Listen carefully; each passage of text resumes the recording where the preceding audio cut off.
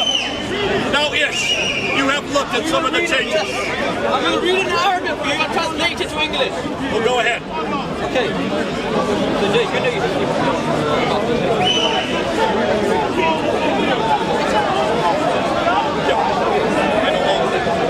So Jay, this is the Hafs Quran. Okay, Hafs Anasim. That's right. Now this Quran is the Imam Walsh translated from Nafi. How later were they for Muhammad's existence? Well, he died in 796. When did Muhammad die? Well, according to the Standard Islamic Narrative, according to SIN, the Standard Islamic Narrative, he died in 632. But folks, did Muhammad exist? No! He didn't even exist! No! So hopefully, we're going to prove now that this has nothing to do with Muhammad. That's right. Obviously. Now, Nafi died when? Hafs died. 796 is when Hafs Anasim died. You know the date for Nafi? It's the 9th century. He's later. Okay? All right, let's continue on. Folks, he's going to show you, just by looking at 2 of the 30 different Qurans. Wow. We only have 8 or 9 here today. No! This Quran is the Walsh Quran, ladies and gentlemen. And this is the Hafs Quran. 2 different Qurans. In chapter 3, verse 146, this is what is written in the Walsh Quran. Read that. وَكَأَيِّن مِّن نَبِيٍّ قُتِلَ And many prophet was killed. Qutila is the word in this Quran. This is Warsh. You said nothing. Warsh. Okay, Warsh is different. Warsh is 812. That's when he died. He's from Egypt. Hafs is 796. He is from Kufa. Did they ever know each other? Obviously they did not know each other. They're not from the same city. So you've got 2 complete Qurans, one from Egypt, one from Kufa, which is Baghdad, just outside Baghdad. So Iraq and Egypt, hundreds of miles apart. And how many differences between these 2 books? 5,000 differences. 5,000 different words. 5,000 different sentences. And you're just looking at one of them. Chapter 3, verse 146. So in this one it says, many prophet was killed. Qutila. Qutila is killed. In the Hafs Quran. Read that. وَكَأَيِّن مِّن نَبِيٍّ قُتِلَ And many prophets fought. There's a big difference between fighting somebody and killing somebody. Okay, hold on a minute. If I was a prophet, I'm going to go with the Hafs Anasim. I don't want to go with the Warsh. Because if I go with the Warsh, I die! But if I go with the Hafs, I'm still alive! Now, folks, is that pretty serious? It is. That's a serious difference. So how can Muslims say that not one word, not one letter has been changed, and if it has been changed, it says the same thing? Folks, it does that. It says quite a bit different if you're a prophet. Are you going to do another one between these? So I'll get the... While he's looking that up. Folks, let me ask you. Did Hafs know Muhammad? No. He died in 796. Muhammad died in 632. That's over 140 years difference. He did not know Muhammad, right? Nothing. Did he even live in the same century as Muhammad? No. So how could he know what was revealed to Muhammad? That's a good question. If Warsh died in 812, that's the 9th century. Did he know Muhammad? So neither of these men know Muhammad. But what is the Quran we use today? The Hafs Anasim. 93% of the Muslim world uses Hafs Anasim. They do. Therefore, every one of these other Qurans completely confronts it, contradicts it, and shows it why we do not go to it. Go ahead. Now this is another difference. This is from the Hamza Quran. And it's transmitted by Khalaf. Khalaf, okay. Khalaf. So now this is obviously the Hafs Quran. Hafs, okay. Now in this verse, That's why he's going to the Hafs every time. Okay. Because that is the standard. Standard. That Saudi Arabia made the standard in 1985. 85. 1985. Were you alive in 1985? Yeah. We're both older than the Quran. That makes you look pretty old, doesn't it? Yeah. Were you alive in 1985? I'm older than when the Quran was finally standardized. Wow. You see the problem here? Big problem. Now Big problem. this is in chapter 21, verse 111. Okay? It reads this. It says, وَإِنْ أَدْرِي لَأَلَّكُمْ فِتْنَةٌ لَكُمْ وَمَسَاءٌ إِلَهِينَ. The word after this reads, Allah, he said. So it's in a past tense where Muhammad has said something. When we read the Halaf version, it says Qul. Qul reads say. So is it in the present tense or is it in the past tense? That is color. This is the What is the word? color. Kala means he said. Kul means say, imperative. Who says say? God. So man is speaking here, God is speaking here. There's a theological problem with that. Is it God who is speaking or is it a man who is speaking? Can you see why that completely destroys any idea that this can come from God? Absolutely. Okay? Can you see now, Hush, this is causing a problem. So while he's doing that, folks, why is it that this was a big problem? The reason why is that the first 7 were chosen in 936. That's the 10th century. By a guy named Ibn Mujahid. The 7 that were chosen did not include these 2. Warsh was not in that 7. Hafs was not in that 7. So another man, Al-Shatabi, in 1194, that's the 12th century, had to choose 2 students from every one of those 7. So now you have 14 plus 7. How many different Qurans do you have in the 12th century?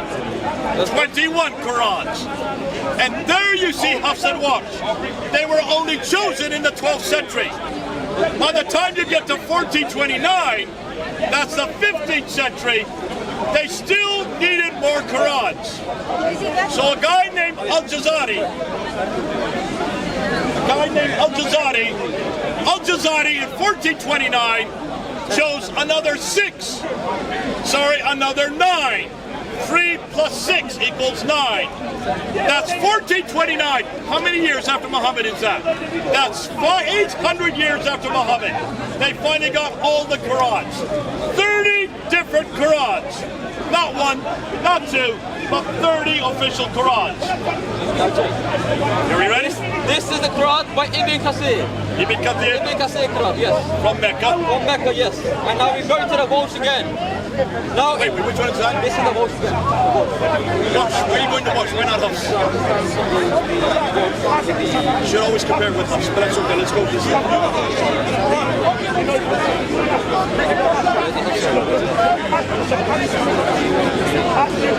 Okay, while he's doing that, folks, if you have 30 different Qurans, what are you going to do when you have standardized tests in high school in Cairo, Egypt?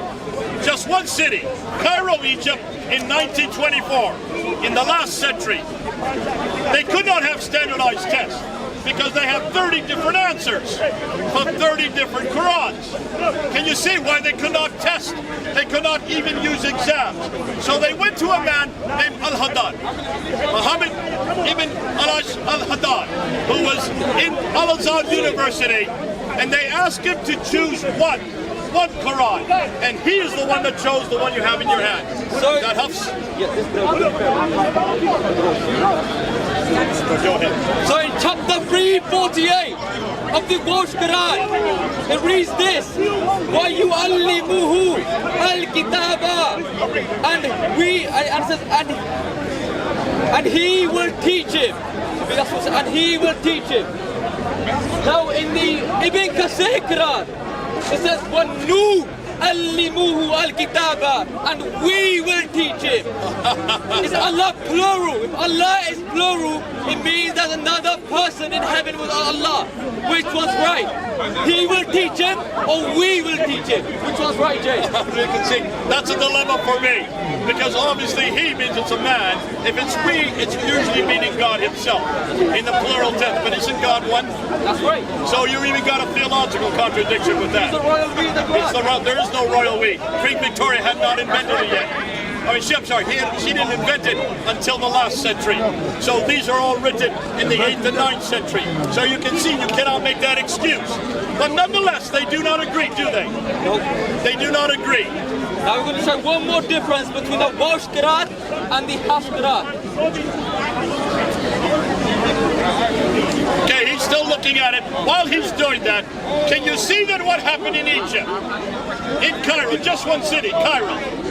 They had to take the other 29 Qurans that disagreed with the Hafs. They had to take it out into a boat, into the Nile River, and dump them in the river. Thinking that solved the problem. Did that solve the problem, folks? If it solved the problem, why is it we have these today? Obviously, it did not solve the problem. And folks, you've got to realize that by the time 1924, they finally got the Hafs as the official Quran, but just for Cairo. They found that there were problems with the Hafs.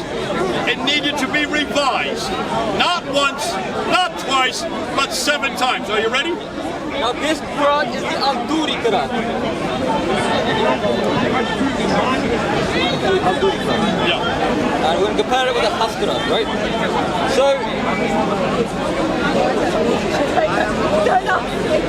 Okay, while he's still looking and trying to find it, let's continue on.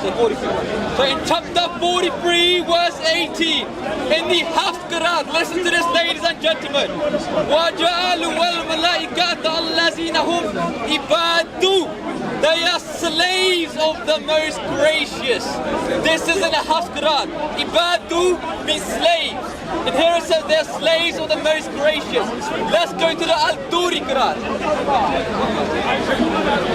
Before you believe in the house,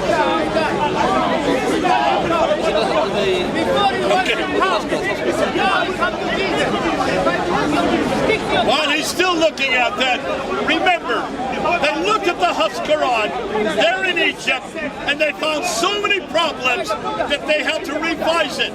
Not once, not twice, but 7 different times. They had to revise it 7 times, and finally in 1936, they came with the official Quran called the Farouk Quran, named after King Farouk in 1936 for all of Egypt. Go ahead. Okay, so this is actually the Welsh Quran. We compare the Welsh Quran and the Duri Quran. In the same chapter, chapter 43, verse 19, it says, وَجَعَلُوا مَلَائِكَةَ الَّذِينَ هُمْ عِنْدَ. They are with the most gracious. There's 2 different words. And here it says they are with the most gracious, and here it says they are slaves of the most gracious. Big difference. They are with the most gracious, and that's Al-Duri, right? This is the whole thing. The one. Al-Duri says they are slaves of the most gracious. Now, if you, who is this referring to? Who are these they? Well, it should be with the context. It's the other people in this context. They are either slaves or with. What would you rather be? Personally, I would rather be with the most gracious. Okay, so you would rather go with this is what you would rather go with Warsa this way. I don't think I would go with Al-Duri. But how can you get that wrong? How can you get that so inclusively difficult? How is it you have 2 different words if this is the eternal Quran? That's right. How could there be 2 different words if this is protected by Allah?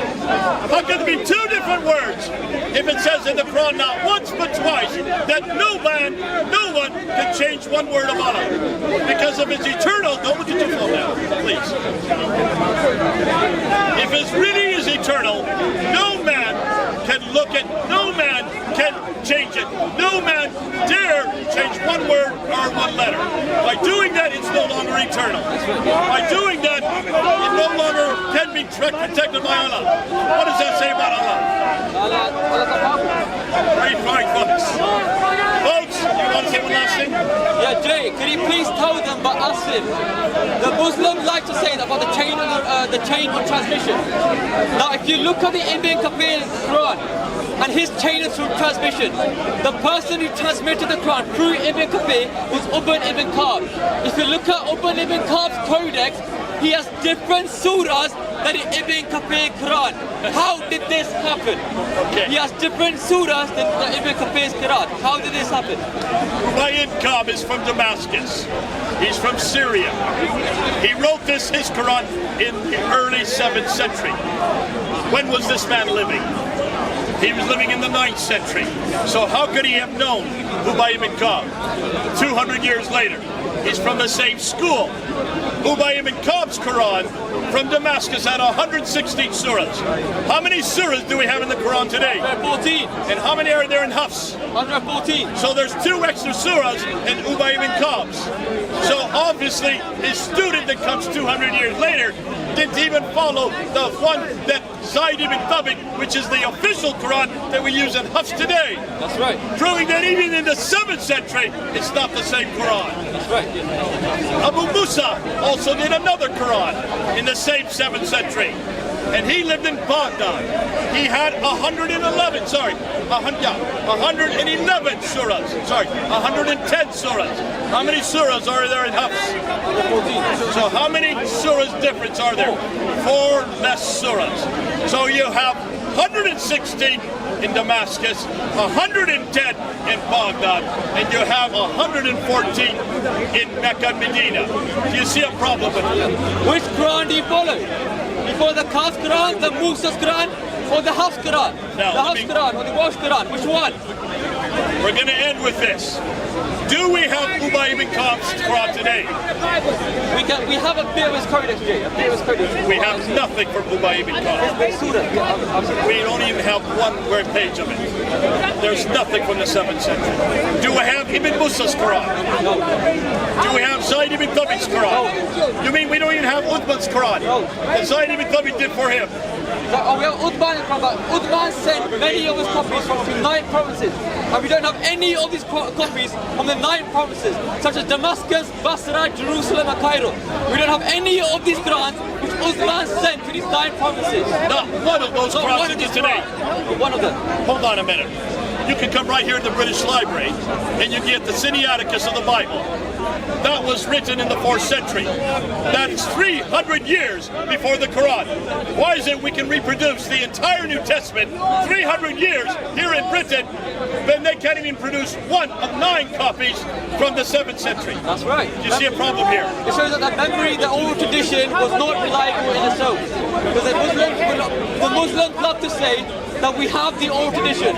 If the oral tradition really was reliable, produce us the Quran from Muhammad's time. Not 1 Quran from the time of Muhammad, not 1 Quran actually from the time after Muhammad in the entire 7th century.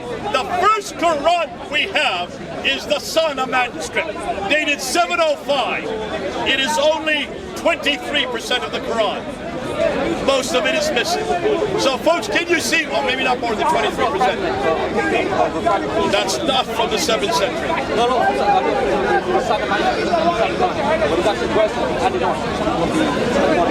Okay, that's another time, another argument. Okay, listen, guys, did you all follow what he is saying?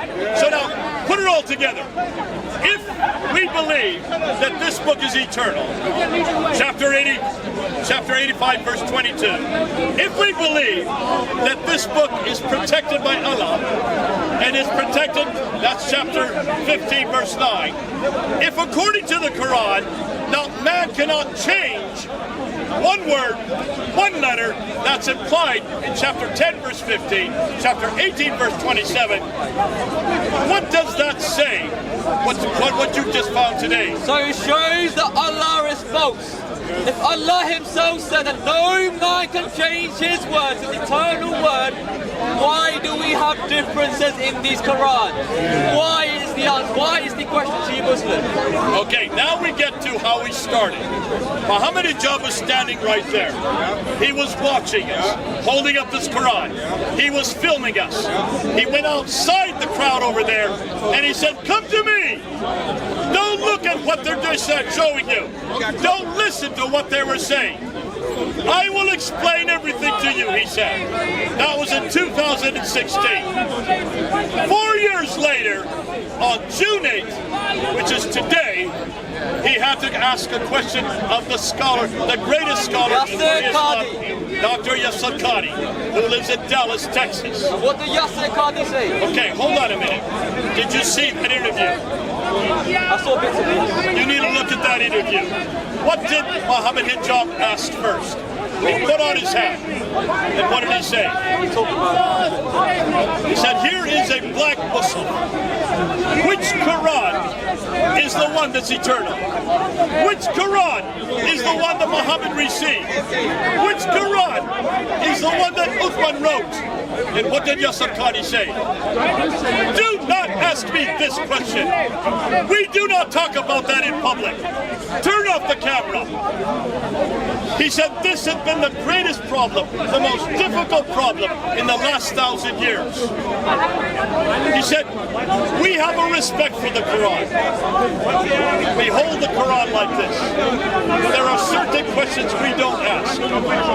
We put a red line, and we don't go beyond that red line.